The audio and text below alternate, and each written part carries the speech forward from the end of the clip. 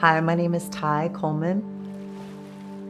Growing up, I don't remember much about my childhood. As a kid, I longed for love. I longed for acceptance. I longed for encouragement, and I didn't receive any of those things at home. And so at a young age, in my young teenage years, I started using drugs. It was something that felt good in the moment, and it was better than what I was feeling outside of that. And so I was just looking to continue to fill the void with whatever felt good. This went on all throughout my high school years. After I graduated, that's when the drug addiction really escalated. I was working at different restaurants as a waitress. And so all the money that I was making, I would just turn around and spend it on drugs. I ended up going from being a waitress in a restaurant to stripping in the entertainment clubs. I felt humiliated and disgusted every time I would have to get on that stage. But, it was putting money in my pocket and it was keeping me high.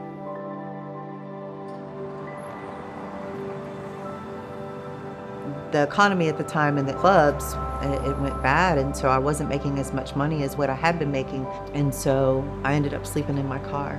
And from sleeping in my car, I would be there and just kind of in this state of homelessness, not having a way to make money at the time. And so I would go into the club and I would just kind of wash off with a rag or whatever. And I would try to make some money that day so I could put some food in my stomach, get something to drink, whatever it was.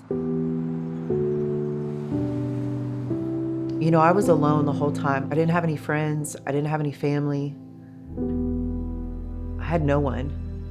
And so I'm literally living on the streets, or I'm finding abandoned homes that are still being built that I could sleep in, that I would have a roof over my head.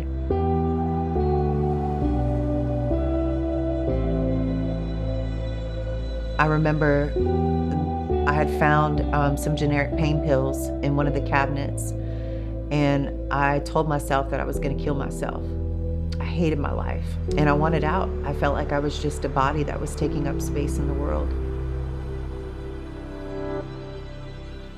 And so the next day, I filled up the bathtub and I sat in the bathtub and I counted over 20 pills until I stopped counting.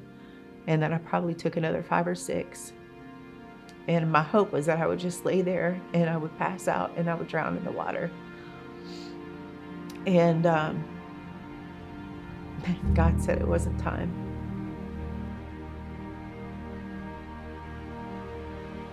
I was so afraid. I was so scared.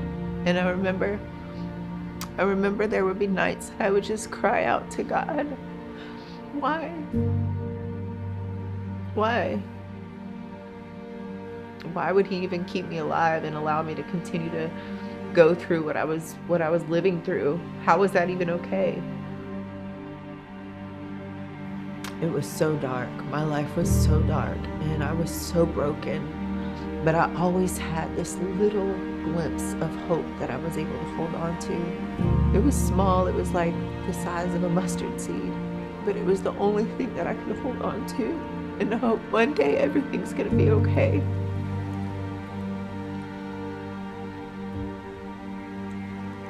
The last time I was incarcerated, I was in for 7 months. And I remember receiving this Bible, and I just started reading. And I know that it was in that moment that God started restoring my heart. There was this weight that I had been carrying and this emptiness that I was feeling, that the more that I read it, the lighter that I felt and the less empty that I felt.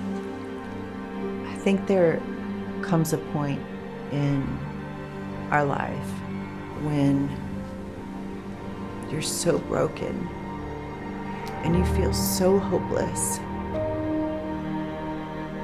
that you just want to give up.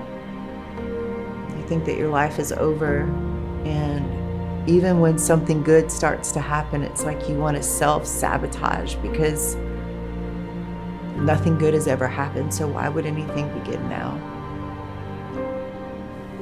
But I want to tell you that the Lord has a plan and a purpose for your life. in everything that you have been through or are going through. He's going to use every single bit of it. Nothing that you have been through is in vain or is going to be wasted. He wants to use it all. There's a verse that God gave me as I was beginning my walk into freedom, and it's Psalms 40, verse 2. He lifted me out of the pit of despair, out of the mud and the mire. He set my feet on solid ground and steadied me as I walked along.